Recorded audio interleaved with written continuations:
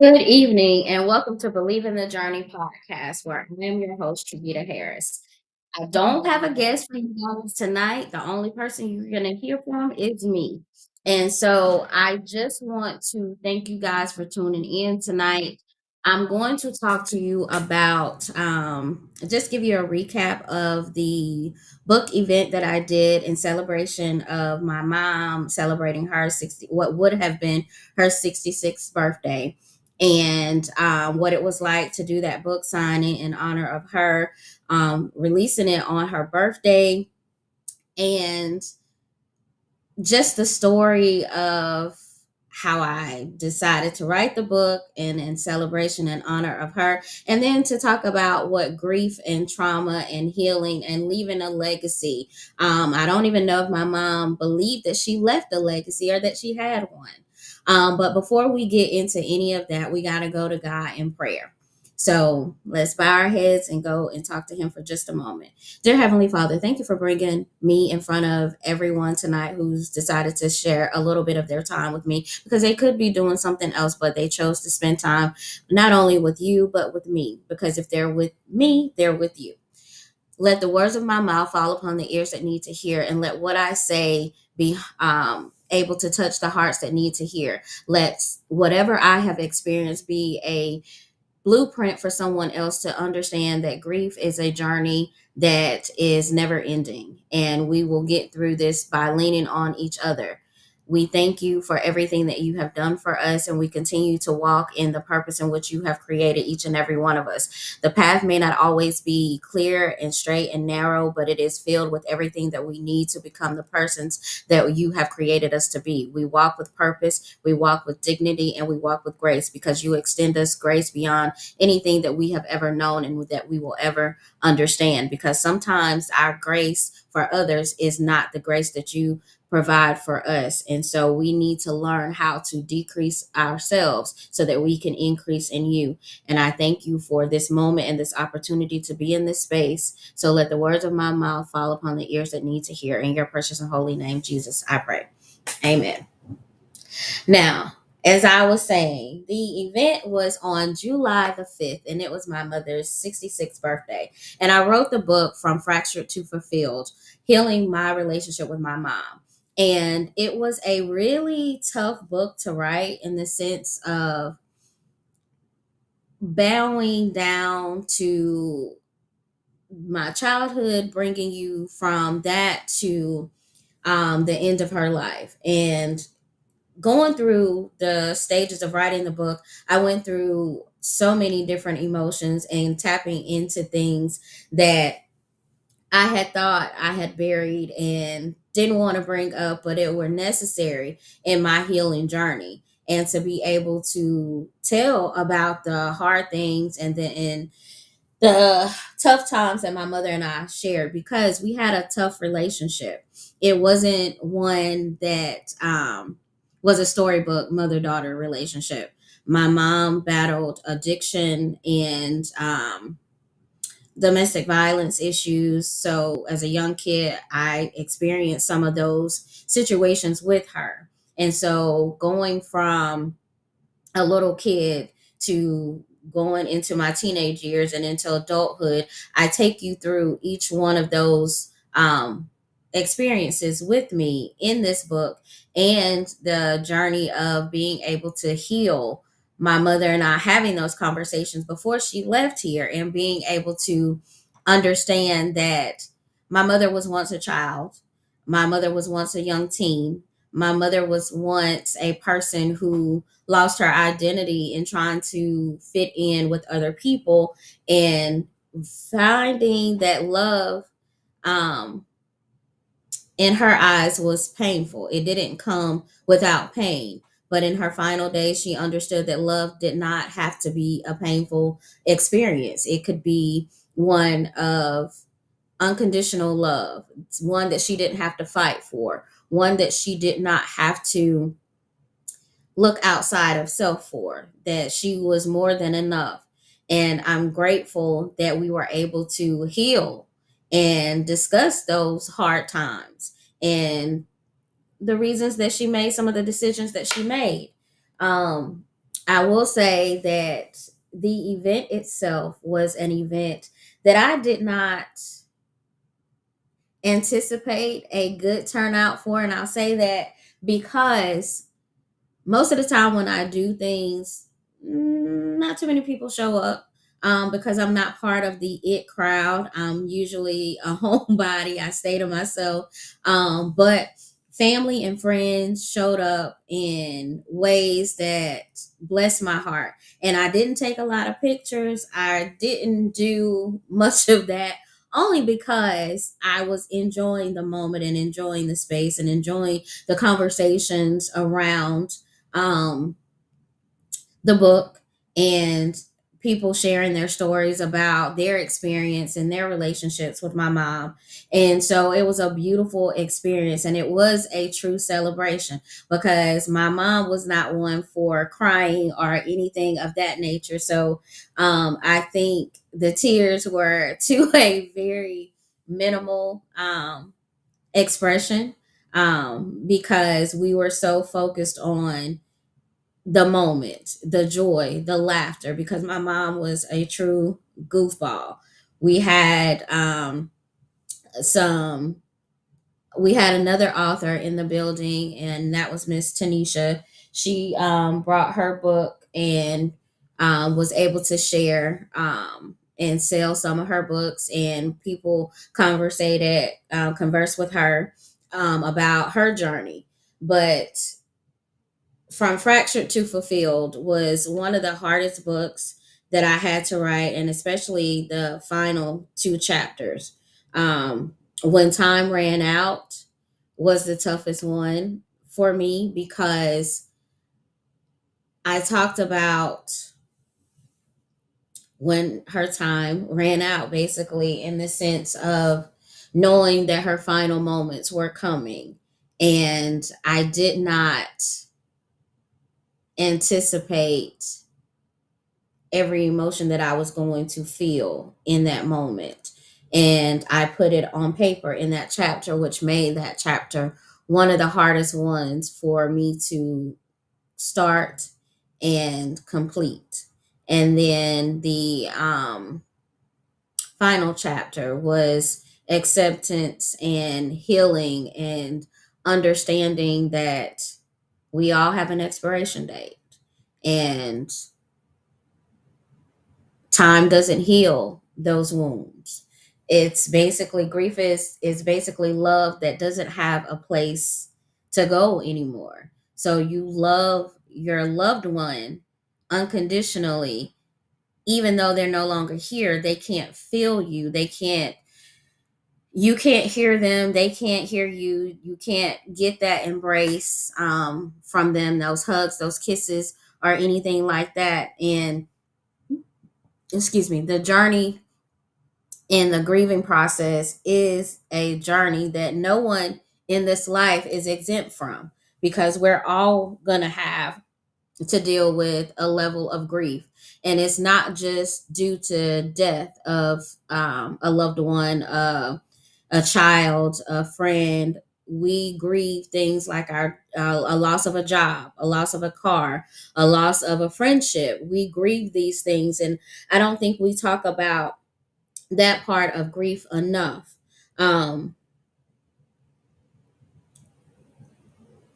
if you don't deal with the grief, like whatever it is that you may be going through and trying to um, avoid, you're going to have to deal with the grief, because grief will wait for you in the most unopportune moment for you to deal with it. You can try to keep your mind busy, you can keep your body busy, you can keep all of that on go all the time. But when grief is ready for you to deal with it, you're going to deal with it.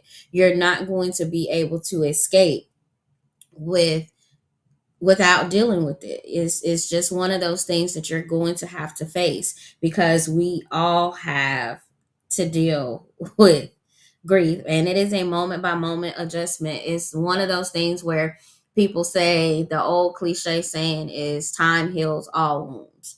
Well, I disagree, because losing my mom was not easy. It hasn't been an easy journey. And I realized that I did not start my grieving process until these last couple of months, because when my mom passed away, I didn't have time to sit and think about what I was feeling in that moment, simply because when she passed, when she took her final breath, I was in the room with her and the nurses and everyone. Hey, ladies. And I had to make the arrangements. I had to make the phone calls. I had to call my aunt. I had to call my brother. I had to call my sister. I had to call my siblings. And I had to call the funeral home. I had to do all of those things. So it was not a moment of rest in that. So I had to focus on everyone else and making sure that things got done. And even still, after, we had our service and all of that, I went straight back to work. So I did not take the time that was necessary, that I needed to acknowledge the fact that my mother had passed. I didn't take that time, even though basically like a week later, I ended up in the hospital. And I went to work. And while at work, my body began to shut down on me because I did not process what had happened. I just went back to my everyday life, which was work, taking care of home, taking care of everything that was necessary for my everyday life. And so I did not realize until I completed this book that my journey, my grieving process had not begun until I completed this book. And I will be honest with you guys, after the event, I was exhausted, to say the least, because I prepared all of the food and everything. And yes, my family was there.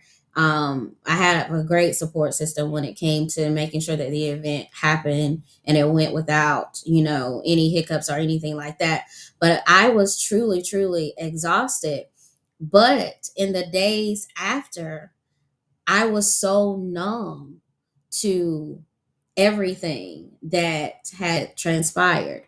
My body was responding to a healing that I did not know was possible to exist in this situation.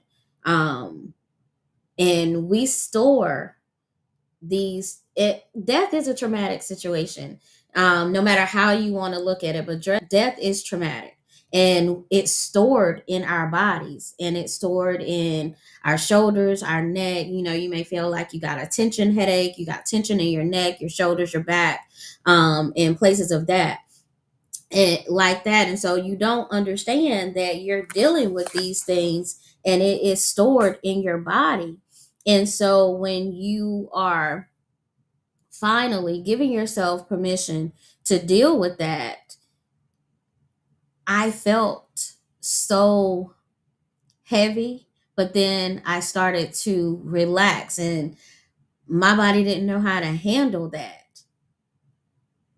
Didi, you said your adoptive mom has been gone for since 1999, and it's definitely, yeah, it's a second by second, a moment by moment, day by day situation to where you just don't know. And it could be something like you could be driving in the car and a song may come on the radio, or you may be in your house cleaning and you'll have a scent or something that reminds you of that person. And I've always heard this old saying, and I don't know how true it is, but I do know that there are moments when um, you may have a smell that comes up and it reminds you of a loved one that's passed on. And from what I've heard, I can't say that it's true, but that person or that spirit is around you, because I do believe that we are all energy beings, and we have a spirit that's either left here, and um we just gonna leave that at that, because y'all gonna start thinking I'm really crazy, but I'm not. But that is what I believe. um but you can store that trauma, that grief in your body, and if you don't allow yourself the opportunity and the space to say that you're not okay when you're having a bad day, give yourself permission to feel what it is that you're feeling. That's one thing that I had to learn about my healing journey, and is that give myself permission to feel what it is that I'm feeling. And it's not wrong for me to feel what I'm feeling, because keeping that stuff bottled up inside, it creates health issues for you when you don't release it. And if you don't have someone that you can talk to, make sure that you seek out professional help so that you can get that help and that you can find someone to listen. I'm always available to listen to anybody if they're having an issue, a moment where they just need a shoulder to cry on. Because I know what that feels like, not being able to release the emotions that you got trapped in. You have to be able to have an outlet. You have to be able to have a support system and be okay with saying that you're not okay, and give yourself permission to feel the emotion that you're feeling, because we walk around sometimes in this society, in this world right now, people would rather see you sad and broken than to extend a hand to help you through what it is that you're going through, because they feel like it's funny to laugh at your pain. But they don't realize that the pain that you may be feeling today is the pain that they may feel tomorrow. So you got to be able to understand that everyone deserves empathy. We all deserve grace, and God extends us grace every single day, because we are not perfect. We are walking on this earth trying to walk in the footsteps that this man left for us. And I just want to make sure that I'm doing what I'm supposed to do when someone is hurting. I don't want to mock them. I don't want to make them feel that they're less than for going through something that I may experience later on in life. Because, as my aunt used to say all the time, just keep living. It may not be your situation today, but it could very well be your situation tomorrow.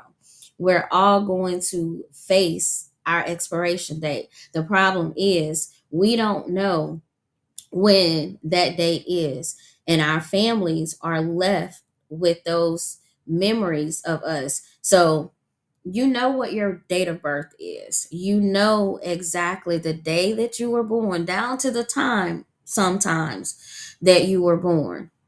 And you won't know that date that you are no longer on this earth. So, what you do in that time between your date of birth and your date of destiny, I'll call it that. I won't say date of death, but you know what I'm saying.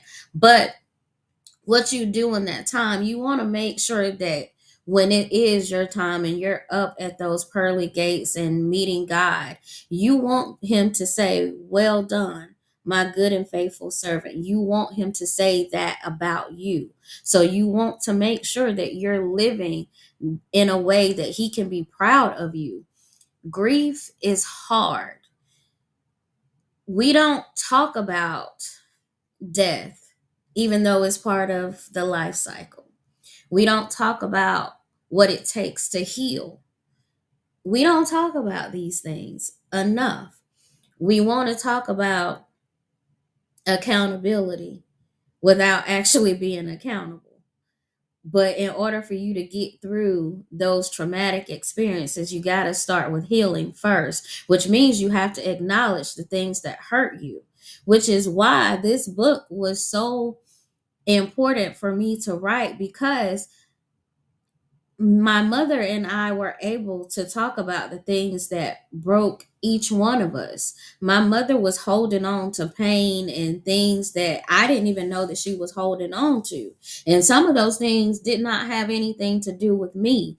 And I had to be okay with knowing that I didn't cause her pain, but she in turn did cause me some pain through the things that she had been through in life, and me being able to forgive her and to tell her that she was forgiven and to let her know that she was not blamed for the things that, as I got older, I was able to acknowledge for myself and understand that the circumstances in which she was brought up led to her making some of those decisions, and being able to forgive her and saying that she was forgiven was important. um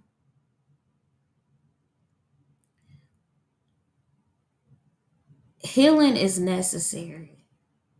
It's a part of life that you can't keep saying this is just how I am as an excuse to be a bad person, or this is just how I was raised. Either take me as I am or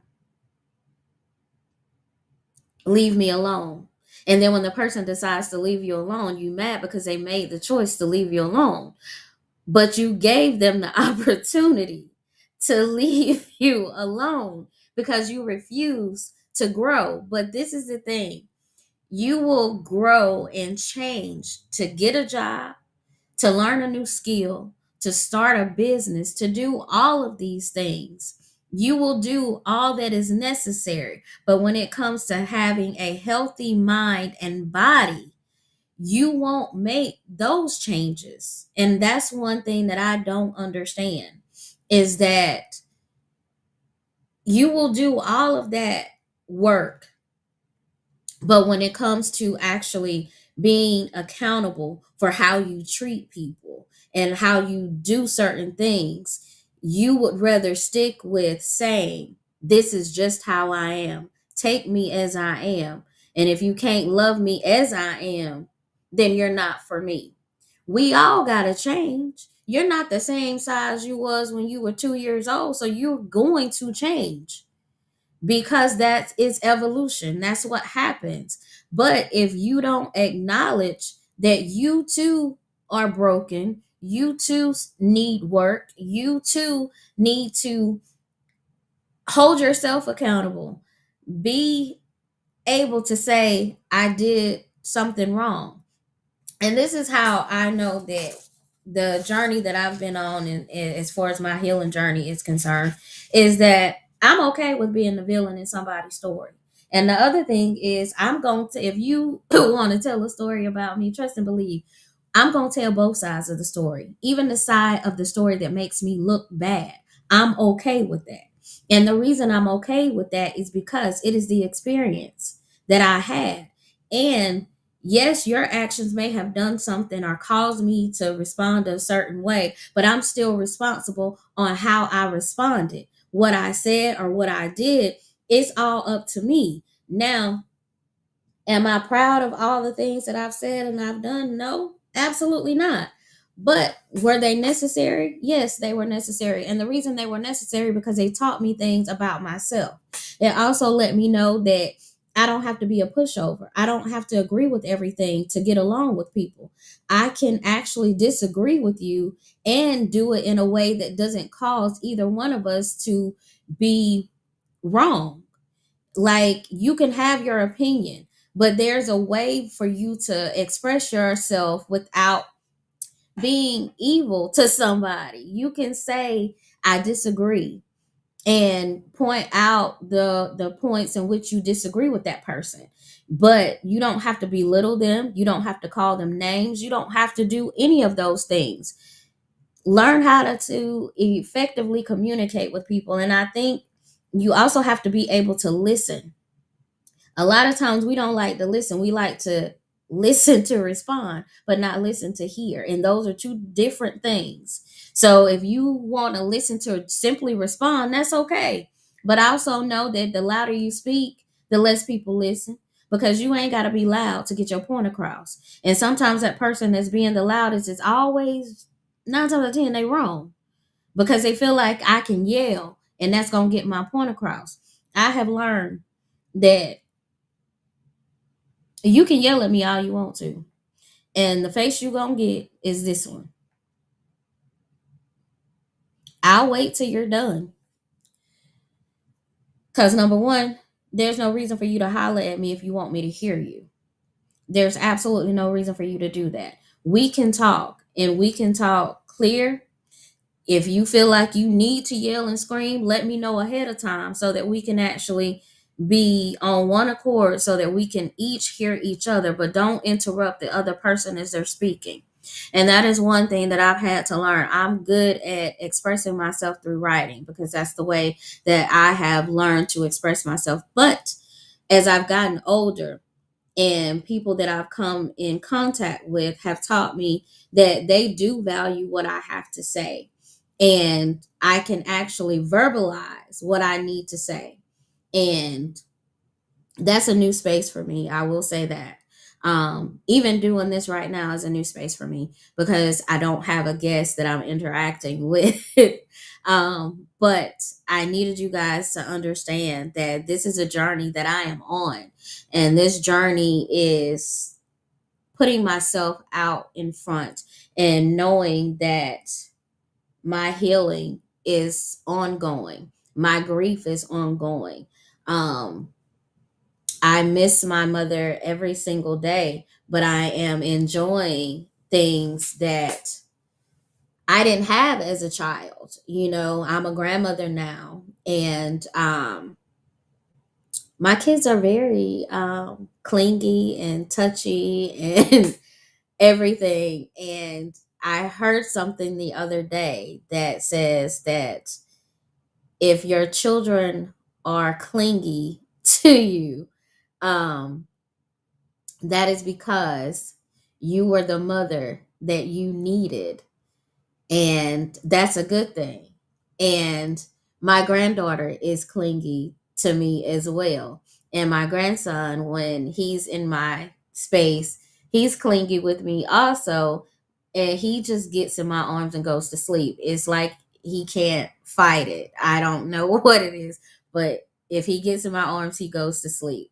Um, but my mother left a legacy of strength.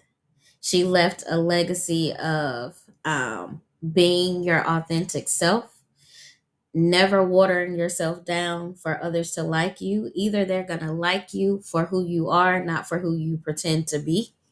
Um, and she left us with being very outspoken, and we're either going to say what others won't say because they don't want to hurt your feelings. Um, and I have a strong thing of not sugarcoating things for the sake of keeping the peace, because I feel like if I'm going to sugarcoat something, you're not going to fully understand your behavior. And if we can't be friends for me telling you the real, raw, unfiltered truth, because I want somebody to do that for me as well. So being able to um, say what is necessary, but being respectful is what my mom taught us. Like my mom used to say all the time that I would correct her even as a little girl when she would mispronounce words, and or if she would do something or be around certain people, I would always tell her, I don't think you need to be doing that because it's not right. These people don't like you. They don't care nothing about you. I was always that person. And so I'm able to discern a lot for being in places and spaces with people. And that's another reason why y'all ain't gonna see me out in too many places, because I'm a homebody naturally. I'm a loner naturally. I can operate in spaces where there's a lot of people, but I get overwhelmed very quickly because I feel everybody's energy. And that's overwhelming to me, which is why I don't club, I don't do those types of things, because I feel everything in that space, and it's a lot. And I can't take it. So I tend to control the spaces that I'm in. Um but I don't really have too much more to talk to you guys about. This is just one of the things that I wanted to touch on, and to let you guys know that grief is a part of life, that trauma and grief go hand in hand, and that each one of us is a walking legacy. We are a walking icon. We have so much to offer this world. Never allow your light to be dimmed by anybody, because God created you as a light. And when you walk into spaces, understand that your presence has the power to shift the atmosphere. You can be knocking on the door from the outside and won't notice anything about what's happening on the inside until you're able to walk into the room.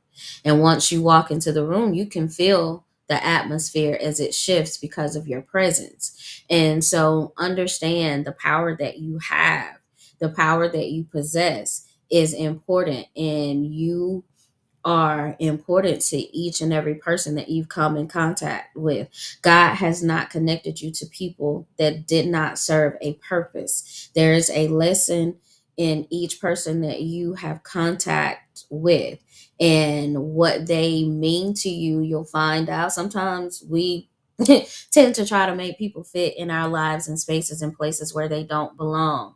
And that's one thing that we have to be mindful of knowing when to let people go, and when to move on from certain places and people, because we're only assigned a short amount of time here on this earth.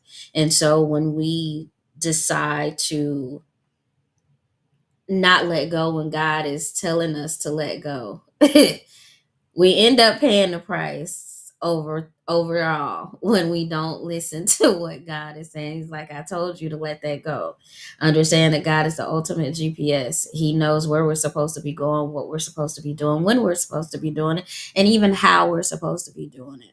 But we get stubborn and we get hard headed, and we don't always listen the first time when He says let go, because we think that we know better than God. And we're wrong, because we definitely don't know more than He does. And this is something that I am learning, because I am stubborn and I am hard headed, and I stay on His main line. I get put on hold a lot too, but I do call on Him so many times throughout the day. And I know He be like, Lord, not today. I don't talk to you 12 times. Nah, go and find somebody else to talk to, because I don't want to talk to you no more today. And I'll be like, okay, look, okay, I got one more question. I'm going to leave you alone for today, and I'll be back tomorrow. But anyway, know that when you're walking with God, you are walking with purpose. Everything that you have been through was designed for your perfect plan. Whether you choose to continue to ignore Him, that's up to you. I ain't got nothing to do with that. That's between you and God. But I know as long as I am being mindful of the things that I say and the things that I do, I want to make sure that I am walking in the purpose in which He has created me. And I still want to run away from certain things that He keeps pushing me towards. And I keep trying to say, baby, God, look, I got small feet and I take baby steps. So just let me get to the steps that I need to get to. And He gonna end up pushing me in a minute. And whether I stumble or whether I fall, it's gonna be okay. But I'm gonna keep walking in the purpose in which He has called me. But understand that I am not perfect. Perfect. I fall short every single day. And I am grateful for those who are along this journey with me. I thank you for the opportunity to know you in the way that God has allowed our paths to connect.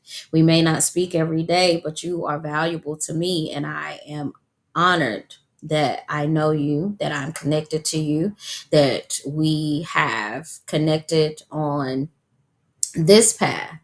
And as we continue to grow and grow together and learn more about each other and how we can always uplift one another, because we know that there's not always going to be sunshine, there's not always going to be rainbows, but we are always going to be able to pick up the phone and reach out and give a listening ear, a shoulder to cry on, words of advice, words of wisdom, words of encouragement. We all are going to need someone. We don't go through this life without needing someone. And those people who say, I came in this world by myself and I'm going to die by myself. You didn't come in this world by yourself. You came in with your mom. So that was somebody that was there. Now, your daddy may not have been there, or other family members that ain't got nothing to do with, but you were surrounded by love. And hopefully, the life that you live is when you are in those final moments that you are surrounded by the same love in which you were brought in. But know that you are a legacy. Know that you are amazing. And there is nothing that you cannot overcome in this world, because you were created for a purpose. You were created in God's image and you were perfect the day that you entered into this world. So continue to go forth and make sure that you are walking in the purpose in which God has created you. And I thank you guys for being with me tonight. And if you want to purchase the book, you can go on Amazon and get it, or you can contact me directly and get you a signed copy of the book. It comes in the hard copy. Oh, Lord, I don't know if you can see it. Yeah, we'll do it like that. The hard copy and the paperback. But get the book. I promise you it is worth the read. I'm gonna read just a little. I'm gonna read the back. And this will tell you what the story is about, what this book is about. And it says, I spent years longing for a love I thought I'd never receive. What I didn't know was that healing doesn't always start with her, it starts with me. From birth to her passing in 2023, my relationship with my mother was layered with silence, hurt, and unspoken truth. Healing the mother wound is my raw and honest journey through emotional abandonment, childhood trauma, straying from communication, and the slow process of forgiveness. Through pain, breakthroughs, and reflection, I discovered that healing wasn't about changing the past, it was about freeing myself from it. This is not just my story, but the story of every daughter who's ever craved connection with the woman who gave her life. If you struggle to love or to be loved by your mother, this memoir will meet you where you are and guide you towards peace and understanding wholeness. So, thank you, Patrice. You is smart, you is kind, and you is important. And I love you so much.